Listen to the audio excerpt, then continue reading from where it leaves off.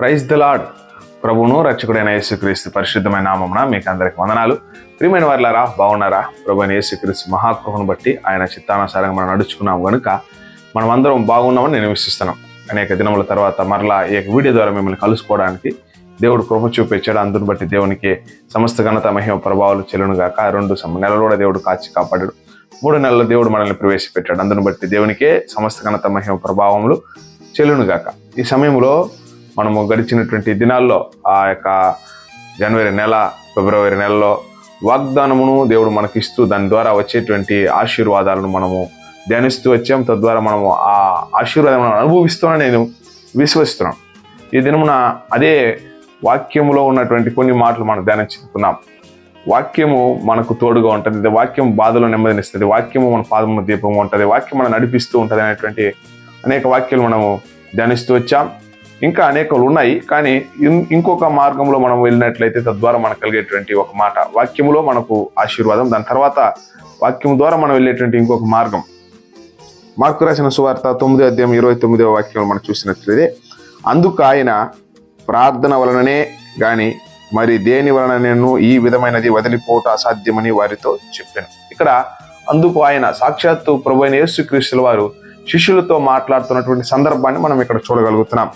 ఇందులో ప్రార్థన వలనే అనేదానికి 2వ అంకి ఇచ్చున్నారు. దాని కింద చూస్తే మనం చూసినట్లయితే అనేక ప్రాచీన ప్రతులలో ఉపవాసం వలననే అని కూర్చబడి ఉన్నది. తమిళ్ బైబిల్లో మనం చూసినట్లయితే డైరెక్ట్గా ప్రార్థన వలన మరియు ఉపవాసం వలన అనేటువంటి మాట రాయబడుతుంది. ప్రియమైన వారులారా, మనము చేయవలసినటువంటి ప్రాముఖ్యమైనటువంటి విషయం వాక్యాన్ని ప్రతిదినము చదవడము, ధ్యానించడము, అందులో దానితో పాటు మనము ప్రార్థన జీవితం కలిగి ఉన్నట్లయితే, ఎప్పుడైతే మనము ప్రార్థన అనుభవంలో దేవునితో ముందుకు సాగుతూ ఉంటామో, అనగా ప్రార్థన అనగా దేవునితో మనం మాట్లాడడం, దేవునితో మనము సంభాషించడం, దేవునితో మనము సహవాసంలో గలపడం, ఇలా మనం ఉన్నప్పుడు దేవుడు మన జీవితాల్లో గొప్ప కార్యాలు చేస్తాడు. అంటే ఇక్కడ సందర్భం ఏంటంటే, ఒక విధమైనటువంటి దయ్యము, ఒక విధమైనటువంటి దురాత్మ, ఒక విధమైనటువంటి శోధన ఏదైతే ఈ లోకములో మనల్ని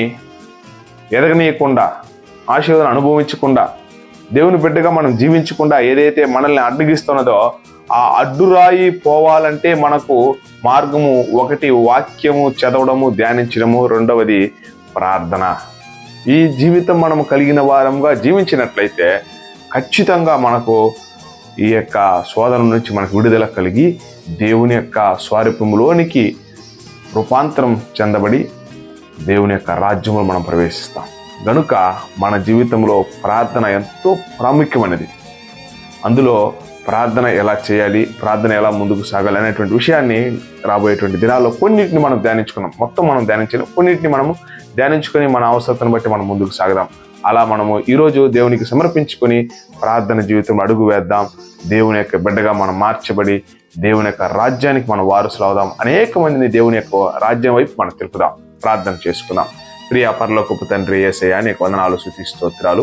ఈరోజు విన్నటువంటి వాక్యం ప్రకారంగా నాయనా తండ్రి ప్రభా, మా జీవితంలో మాకు ఎదురయ్యేటువంటి అనేక సైతాన్ యొక్క శోధనను మేము జయించడానికి మనకు ప్రార్థన ఎంతో అవసరమై ఉన్నది.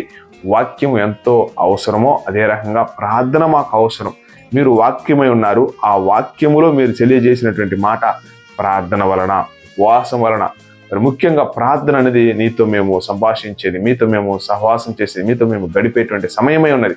కనుక నాయనా తండ్రి, మీతో మేము గడపడానికి వాక్యము ద్వారా ప్రార్థన ఎంతో అవశ్యమని ఈరోజు మాట్లాడారు తండ్రి. ఆ విధంగా మేము జీవించుటకు ప్రార్థన ఎలా చేయాలి, ప్రార్థన ద్వారా మనకు కలిగేటువంటి అనేక ఆశీర్వాదాలు మేము తండ్రి ప్రభు తలచి ధ్యానించుటకు మీరు కృప చూపించండి. ఆ విధంగా ఆశీర్వదించి, దీవించి, బలపరిచి, స్థిరపరిచి నీ రాజ్య వారసులుగా చేయవలసిందిగా యేసుక్రీస్తు పరిశుద్ధమైన నామమున అడిగి వేడుకొనుచున్నాము తండ్రి.